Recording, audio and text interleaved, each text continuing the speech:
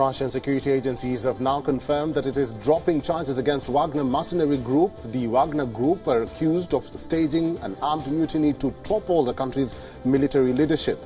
The authorities have demanded the transfer of classified Wagner hardware to Moscow.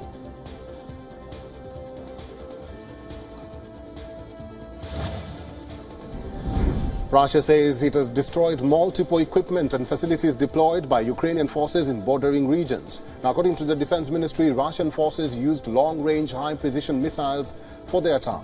The ministry reports of destroying Ukrainian armored vehicles, US-made self-propelled cannons, and scores of other equipment in the Ukrainian military facility.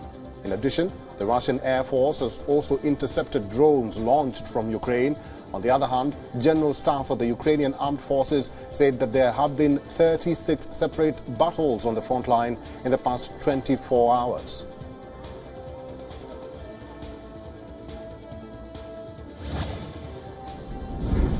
Russia started holding tactical fighter jet exercises over the Baltic Sea with the goal of testing their combat readiness.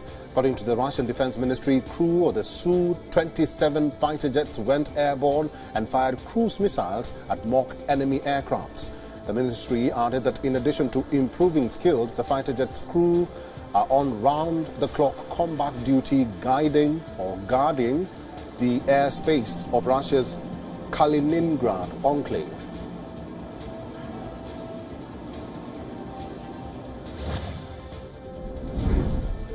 Russian Defense Ministry claims that it has intercepted 3 British warplanes over the Black Sea near its border. The ministry says the jets took a U-turn when Russian Su-27s approached them.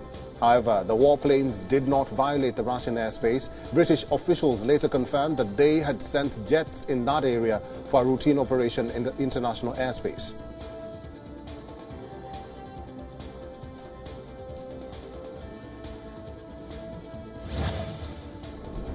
The European Union member states have adopted a decision to raise their funding to Ukraine for military aid. The European Peace Facility Fund will be boosted by $3.8 billion to purchase weapons and ammunition and train Ukrainian soldiers. The EU countries contribute to the EPF fund according to the size of their economies and have already contributed $5 billion in military aid.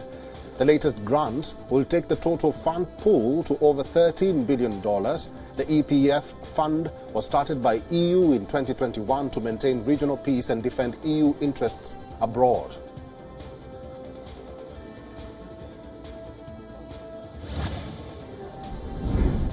North Korea held mass rallies in Pyongyang. People shouted slogans vowing a war of revenge to destroy the United States. It followed the 73rd anniversary of the outbreak of the Korean War. About 120,000 working people and students took to the roads across the capital on Sunday. People were seen holding posters that read, "The whole U.S. mainland is within our shooting range," at the May Day Stadium. Participants also rallied in front of the U.S. Navy ship USS Pueblo, seized by North Korea in 1968. This came amid concerns that Pyongyang could conduct another launch of its military spy satellite to boost monitoring of U.S. military. Its first attempt ended in failure on May 31st.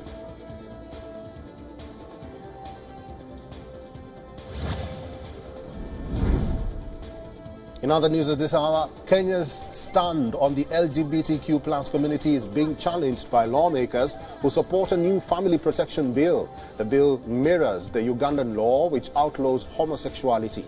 The bill will soon be debated by the Kenyan parliament and has a very high chance of becoming law. The bill would impose the death penalty for aggravated homosexuality, 5 years for promoting homosexuality, and 10 years for gay sex.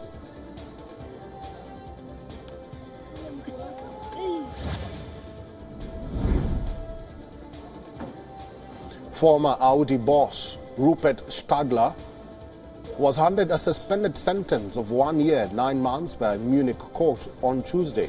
The sentencing was for fraud by negligence in the 2015 diesel scandal. Stagler became the first former Volkswagen board member to receive such a sentence. He was fined $1.2 million, which will go to the state treasury and non-government organizations. The former CEO would face a sentence in the middle of 1.5 to a 2-year time frame.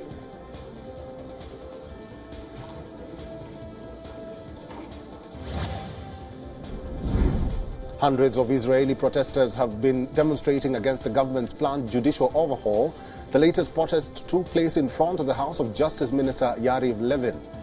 Protesters set tires ablaze, blocked streets and entered into scuffles with the police. The protests are against the new reforms which limit the Supreme Court's powers of judicial review.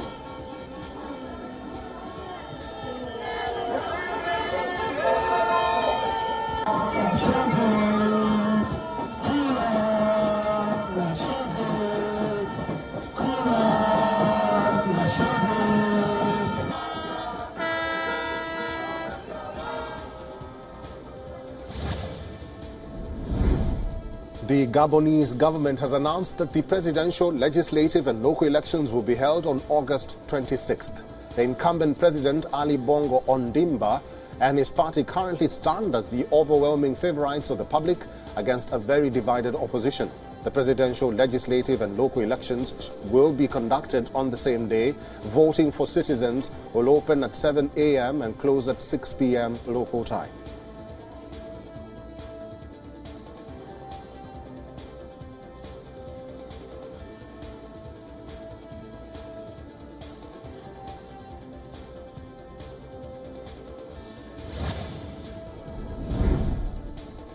People lit candles at midnight outside Uruguay's legislative palace in the capital Montevideo to commemorate the 50th anniversary of a 1973 coup d'etat. The coup marked the beginning of a 12-year-long civil-military dictatorship. The vigil was called by the Jacaranda group, which comprises of children and teenagers who were direct victims of state terrorism.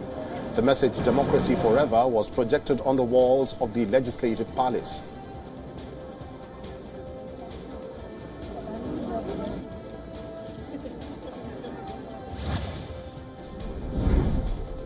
As dawn breaks, hundreds of thousands of Muslim pilgrims crowd Saudi Arabia's Mount Arafat.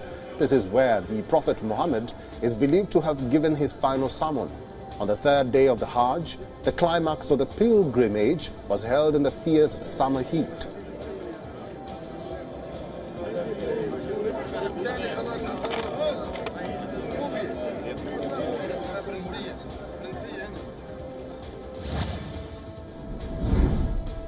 The White House has divided up to $42 billion among the nation's 50 states to make high-speed broadband universal by 2030.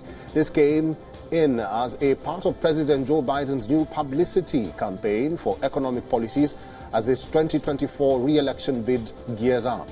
The spending will be based on a Federal Communications Commission coverage map which details gaps in access. The administration estimates there are some 8.5 million locations in the United States that lack access to broadband connections. The lack of access drew attention during COVID-19 shutdowns that forced students into online schooling.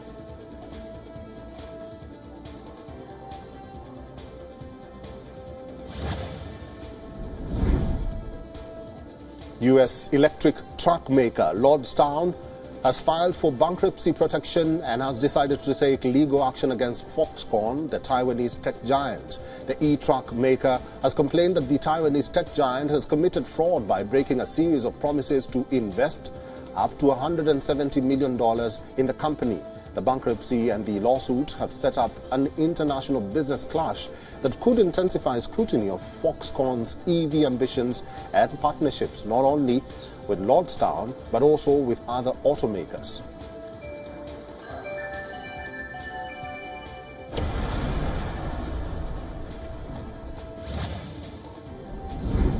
The European Union will call on countries to prepare for spillover effects from increased climate change-driven conflicts. A draft paper has warned about the need to assess new risks posed by large-scale technological interventions that alter the climate as a potential route to tackle global warming. The draft paper is due to be published on Wednesday. The draft paper has sought action from national governments and Brussels to address increasing risks posed by climate change.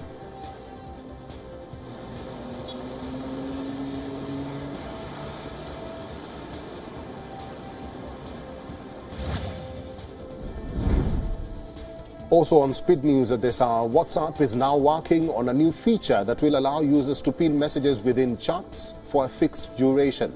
It will be much easier to highlight a conversation for future reference. The message pin duration feature will allow users to select the duration of the pinned message. Reportedly, the duration option may vary from 24 hours to 7 days and to even 30 days.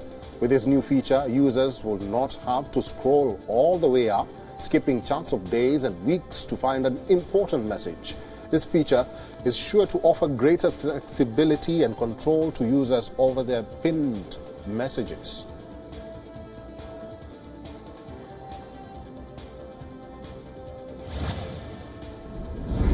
Google's parent company, Alphabet, has started to deliver internet service using laser technology. The idea was to expand internet access to remote areas. The project, known as Tara, was started by Alphabet's innovation lab called X in 2016. Alphabet is moving towards large-scale deployment of laser technology in countries like Australia, Kenya, Fiji, and India. The internet machine, called the Terminal, is approximately the size of a traffic light. It is essentially like the fiber optic internet, but without the cables. One terminal transmits a beam of light from one building to another.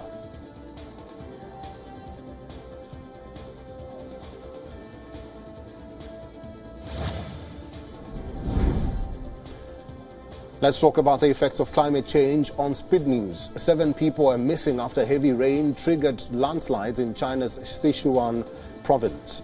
Over 900 people were evacuated and over 400 personnel were dispatched for the search and rescue mission. The landslides occurred in various townships in Wenchuan County.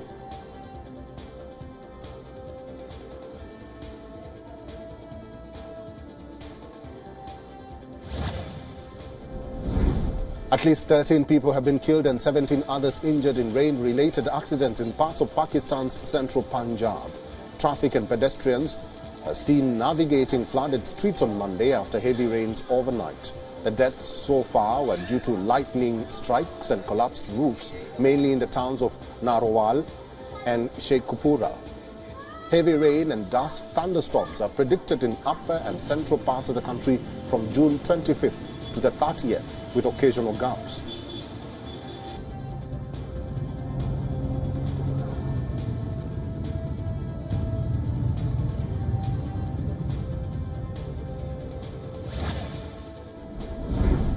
Tornadoes and thunderstorms hit the U.S. Midwest and South. As of Monday morning, about 500,000 utility customers faced power outages due to the weather in the U.S. Midwest and South. As per the authorities, the storm left dozens of homes damaged and at least 3 people dead in Indiana and Arkansas. Emergency officials from Martin County, Indiana, confirmed 1 death in the area. On the other hand, Lonoke County Sheriff's Office confirmed that 2 people were killed after a tree fell on a home in Carlisle, Arkansas, due to severe storms on Sunday.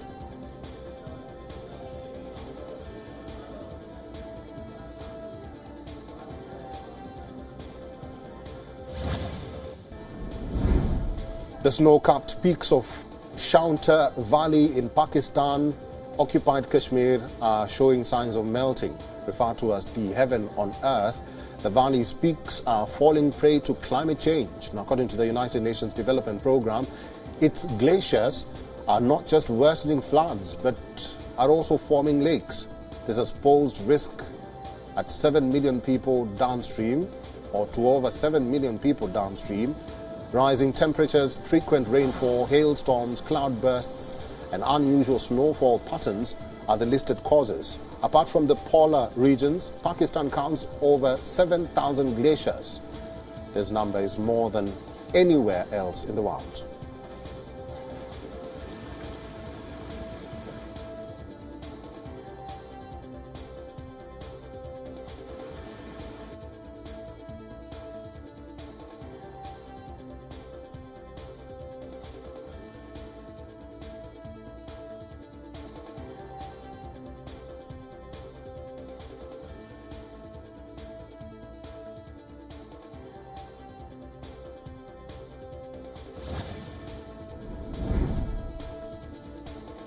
An ancient painting with a pizza on it has been discovered in Italy's Pompeii. The painting, which contains a flatbread with seasonings on it, resembles today's pizza. The flatbread serving is depicted as a holder for various fruits with spices and a type of pesto sauce which resembles a contemporary pizza. Archaeologists from the Pompeii Archaeological Park termed it as a distant cousin of pizza.